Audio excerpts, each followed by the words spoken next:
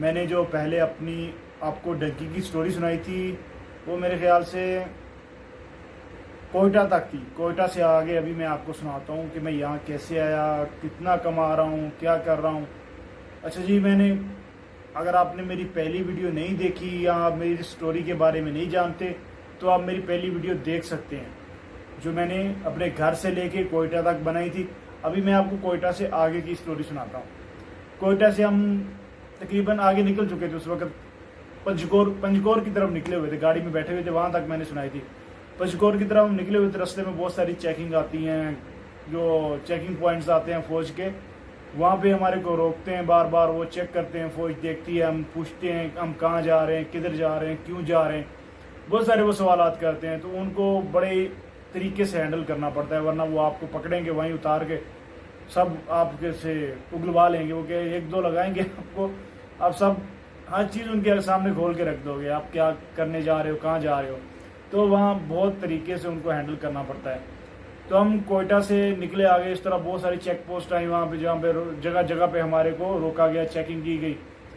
फिर सुबह हम शाम को कोयटा से निकले थे और सुबह हम वहाँ से पंचगौर पहुँच गए। पंचगौर एक शहर है, बॉर्डर के नज़दीक है। तो बॉर्डर के इतना नज़दीक भी नहीं है, तकरीबन है 6 से 7 घंटे का सफ़र है पंचगौर से आगे बॉर्डर। वहाँ पे हम सुबह पहुँच गए फर्स्ट टाइम, तकरीबन कोई यही 7-8 का 6-7 का टाइम होगा इतना। हम वहाँ पे पहुँच गए और वहाँ पे पहुँच के हमने पहुँचते ही एजेंट को फ़ोन करने शुरू कर दिए। जो एजेंट का नंबर थे हमारे पास, उनको हमने फ़ोन करने शुरू कर दिया। अब वो कोई हमारा फ़ोन नहीं उठा रहा था। हमने बार बार उनको फ़ोन किए, कोई फ़ोन ना उठाए हमारा। आखिरकार हम थक हार के ना बैठने की जगह ढूंढने लग गए। तो उधर ये सब ना इतनी बदबू थी, इतनी गंदगी थी, वो वहाँ पे जो लोग थे ना, इतना वो सफाई सुथराई का ख्याल नहीं रखते थे। जिधर देखो उन्होंने, कहते हैं ना कि पेशाब किया वो गंद मारा हुआ है, कि वो इतना ज़्यादा बदबू, इतनी ज़्यादा स्मेल आ रही थी कि वहाँ पे खड़ा होना मुश्किल था। लेकिन अब उस वक्त हमारे को मजबूरी थी, हम वहाँ पे कुछ ढूंढने लगे, कुछ खाने की चीज़ें। फिर हमें एक होटल मिला वहाँ पे ना, क्योंकि वो जहाँ पे हम रुके हुए थे वो बड़ा बस स्टैंड था। वहाँ पे बहुत ज़्यादा बसें, वो जो लोग बॉर्डर की तरफ आते हैं उनके लिए बसें वहाँ पे मौजूद थी, वो आते जाते थे ना। बड़ा बस स्टैंड था, वहाँ पे हमारे को होटल मिल गया। फिर हम होटल पे चले गए, खाना बैठे, वहाँ पे स्मेल तो बहुत ज़्यादा है, लेकिन क्या करें, मजबूरी थी हमारी। हम वहाँ पे बैठ गए। अब खाने वाने का ऑर्डर दिया, आया, खाना वाना खा लिया। फिर डैंकरों को, हमने एजेंटों को फिर से कॉलें लगाना शुरू कर दी। इतनी कॉलें लगाई, इतनी कॉलें, सब हम तकरीबन 11 लड़के थे, कोई किसी की वो कॉल नहीं उठा रहे थे, जवाब ही नहीं दे रहे थे। हालांकि बेल जाती थी लेकिन वो कॉल नहीं उठाते थे, जवाब ही नहीं देते थे। इतनी हमने कॉलें की, इतनी कॉलें की, थक करके हम बैठ गए। तकरीबन 9-10 का टाइम हुआ। फिर मैंने सोचा मैं ट्राई करता हूँ। मैंने 1 मिनट को ट्राई किया, उसने एजेंट ने कॉल पिक कर ली, उठा ली। उसने मेरे को बोला भाई ठीक है मैं आ रहा हूँ। हमने उसको एड्रेस बताया, हम कहाँ बैठे हुए हैं। उसने पूछा हमारे से हम कहाँ, हमने उसको बताया कि हम यहाँ पे बैठे हुए हैं। उसने बोला ठीक है तुम बैठो, थोड़ी देर इंतजार करो, मैं आ रहा हूँ। थोड़ी देर हमने इंतजार किया तो उसने फिर मेरे को कॉल की। उसने बोला जहाँ तुम बैठे हुए ना वहाँ से बाहर निकलो, मैं बाहर आ गया हूँ। जैसे हम जल्दी से उठे, सामान वान अपना उठाया, हमारे पास काफ़ी सामान था, हम उठे बाहर निकले तो सामने पुलिस का डाला। देख के डर गए, हमारे सब के रंग उड़ गए। हम फिर भाग के अंदर होटल के अंदर आ गए। जब होटल के अंदर आ गए फिर उसने हमारे को कॉल की, बोला किधर गए तुम, देख के क्यों वापस अंदर भाग गए। बोला बाहर तो पुलिस की गाड़ी खड़ी हुई। बोला उसी में तो आके बैठना है। एजेंट बोलता भाई उसी पुलिस की गाड़ी में तो आके बैठना है, डाले में।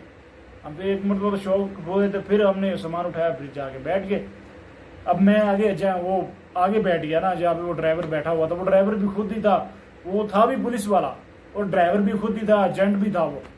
मैं उसके साथ जाके बैठ गया। मैंने उससे पूछा वगैरह कि आप पुलिस में, उसने बोला हाँ मैं पुलिस में हूँ, ये काम भी करता हूँ। तो वहाँ से वो ले गया हमारे, कुछ और भी बातचीत हुई जो मैं यहाँ पे बता नहीं सकता। वो वहाँ से हमें ले गया आगे काफ़ी दूर पहाड़ों में ना। एक रोड था, वो बॉर्डर की तरफ जाता था, छोटा सा रोड था। उसके ऊपर एक सामने एक छपरा सा होटल सा बनाया हुआ था, पीछे भी उसके 2-3 छपरे बनाए हुए थे। वहाँ पे वो लड़कों को ले जाके रखते थे, लेकिन दुनिया को दिखाने के लिए वो एक होटल था। वो लोगों को दिखाने के लिए एक होटल था, लेकिन वो डंकी वाले जो लड़के डंकी लगाते हैं उनको वहाँ पे ले जाके बिठाते थे, रखते थे। वहाँ पे हमारे को उन लोगों ने बिठा दिया जाके।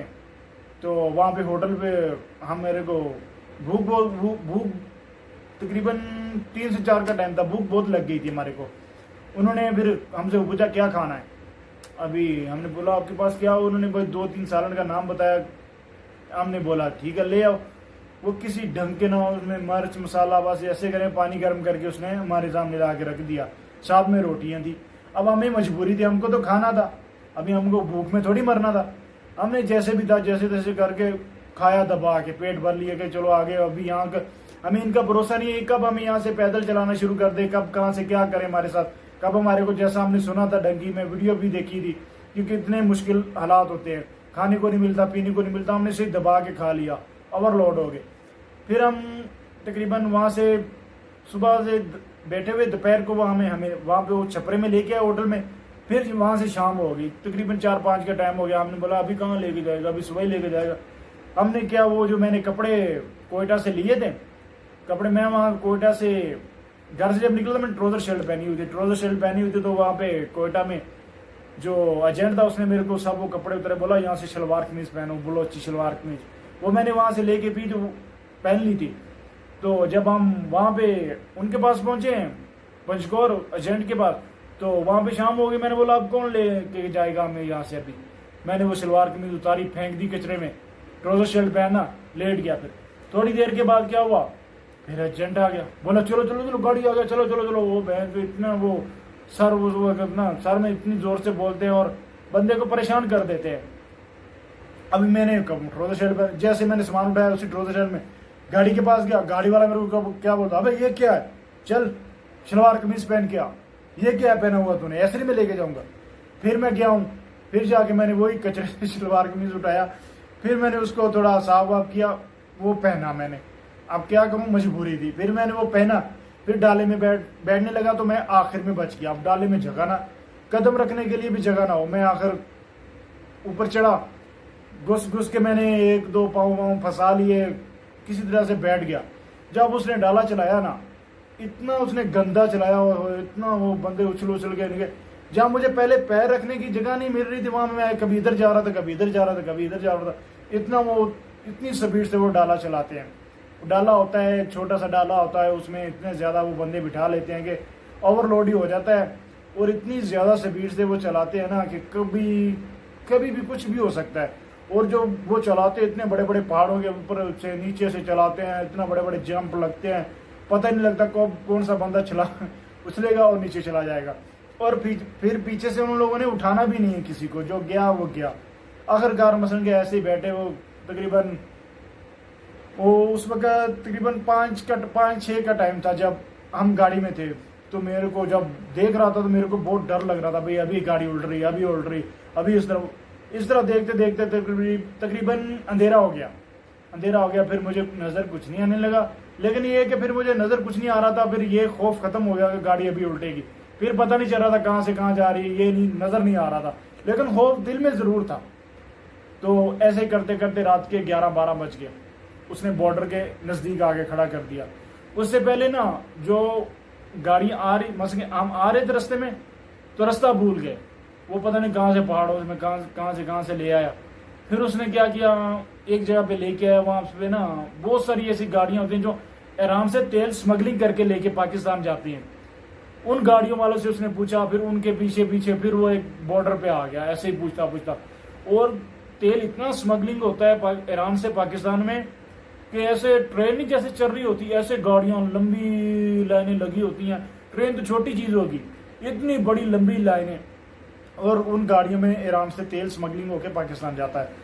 अच्छा, उन रास्ते से उसने हमारे को लेके आया। आगे फौज की चौकी है, अभी फौज को भी पता है ये तेल स्मगलिंग होकर जा रहा है, लेकिन वो कुछ नहीं कह रहे। तो अच्छा, मैं अपने मुद्दे पे आता हूँ। हम आगे फौज की चौकी थी ना, अब वहां पे हम आ गए। उसने हमारे को ना एक अंधेरे में करके एक साइड पे गाड़ी रोका और हमारे को बोला उतर जाओ, यहाँ से उतर के नीचे लेट जाओ, जमीन पे लेट जाओ। अब हमारे को उसने उतर के नीचे जमीन पे पहाड़ों पे, और क्या उधर कचरा मचरा था, हमारे को बोला लेट जाओ, शोर मचा दिया, जल्दी लेट जाओ। हम वहाँ पे लेट गए। वो हमारे को वहाँ पे लिटा के डाला लेके चला गया। अब वो डाला लेके आगे पता नहीं किधर घूमता रहा। 1-2 घंटे बाद आया, फिर शोर मचा दिया, उठो।